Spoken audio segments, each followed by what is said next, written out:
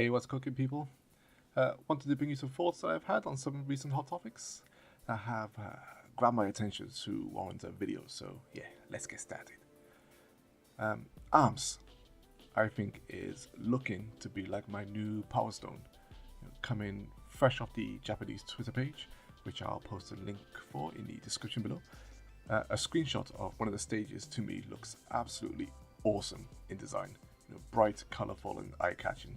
Also, the character artwork looks great. Motion controls or analog sticks.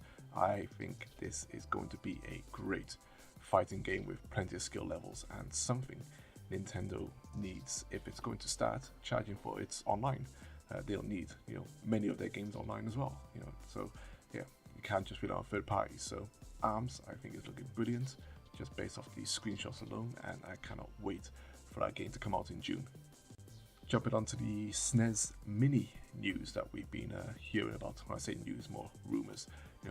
I wanted a NES Mini, but couldn't get one for Christmas. Wasn't happy about it like many of us, and now that they've been discontinued, there isn't a chance in hell that I'll get one. But at the same time, I remember thinking as soon as I saw the NES Mini, as soon as it was announced, as classic as the NES is, it just doesn't have that many games that have stood the test of time, even for an older gamer like myself. And all I could think about was if they'd done a SNES Mini, a console that has far more games that still look and play fantastically today. Well, rumor has it, like I said, that a SNES Mini is on the way. It's only a rumor, so I'm not going to get too hyped until something official is announced. But still, the lure of some great SNES games in one little package is hard to ignore. And if it does happen, I'll make sure I get my pre-order in straight away. Naturally, we have the classic Nintendo titles, we'd like to see, or I'd like to see. Personally, for me, it wouldn't be a true SNES Mini without at least Super Mario World, Super Mario Kart, Yoshi's Island, Super Metroid, Pilot Wings, Star Fox. Although Star Fox might be an issue due to the ownership issues with the Super Effects chip. Same goes for Yoshi's Island on that note. What else?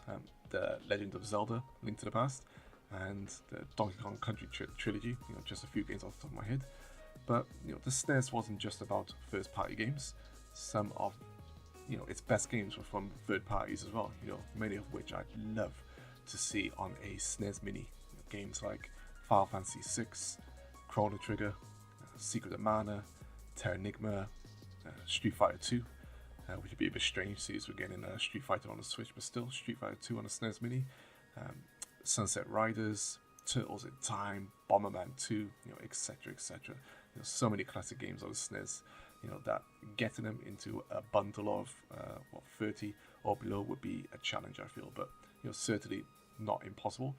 To make a very compelling package that you'd happily splash some cash on. Jump into the next bit. We got Starcraft on the PC. One of the best real-time strategy games ever made, and a personal favorite game of mine.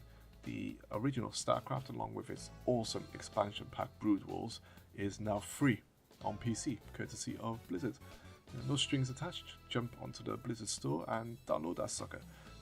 Blizzard has also made the effort to include some additional treats, like being able to toggle between full screen and windowed mode with a simple keyboard press, auto saves, new UI layout in online mode, and improved compatibility with Windows 7, 8, 10, amongst a few things. Starcraft I first played way back in 1998 and continued to play for many years after that. It was pretty unique for the time, had great characters, visual design and storytelling, something Blizzard has always been good at, but it was also damn addictive, funny and pretty immense online, even playing on dial-up modem if anyone remembers those things. Blizzard offering this ahead of the real update to the original game coming later this year, titled Starcraft Remastered, which will be in full HD with all bells and whistles. I'm sure offering the original 1998 version of the game for free online won't hinder the sales of the remastered edition at all, as even I'll be all over that. And last but not least, we have Street Fighter 2. So, prices are popping up for Ultra Street Fighter 2 Online for the Switch. In the UK, it's around £35 at the moment, which maybe for the US is probably around $40. Although, once again, because of Brexit, our exchange rates are probably the same by now, which means Ultra Street Fighter 2 is probably about $35 in the US. So, for me, this price is out of that instant buy price range. I done a video a while back titled "What Dictates the Value of a Game," where I said that at the end of the day, each individual will decide what value they'll get out of a game based off its price and content. Well, as much as I'd love to play Street Fighter 2 on a Nintendo system again, where the series, truly belongs, that 35 pound price tag for a shiny Street Fighter 2 is, like I said, out of that instant buy bracket. For me, I feel it should have been around the £20 mark, $20 mark or whatever. There are titles on the eShop like Fast RMX and Snake Pass, that offer just as much content and have clearly had more effort put into them. Plus they are brand new games. I love Street Fighter 2 as much as the next man or woman. I grew up on that shizzle in the arcades, but man, I can't be spending that much, on Street Fighter 2 again, and I'll certainly be waiting for the price drop. I want Street Fighter 2 to sell on the Switch, I really do, as it could open up those Capcom doors to other classic games, or even current day games that they're making. But they need to be realistic in what they're asking in terms of price range for these old titles, no matter how much they spruce them up.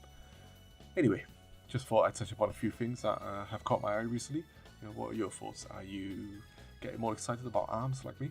Excited about the prospect of a SNES Mini, which better not be in short supply, like the NES Mini, or I'll have to go whoops upside Nintendo's head.